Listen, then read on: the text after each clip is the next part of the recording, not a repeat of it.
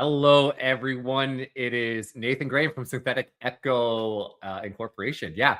Hey, I'm starting a brand new podcast because a lot of y'all have questions about AI and how is it affecting the world? What can I use it for business? How is technology affecting our families?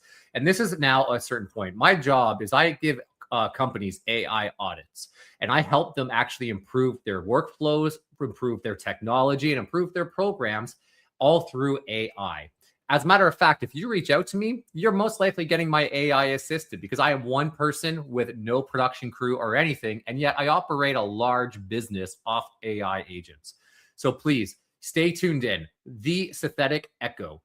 This is the podcast where we're going to learn about AI, business, connection, technology, families, and we're going to deal with a wide variety of issues when it comes to AI and technology and families and relationships.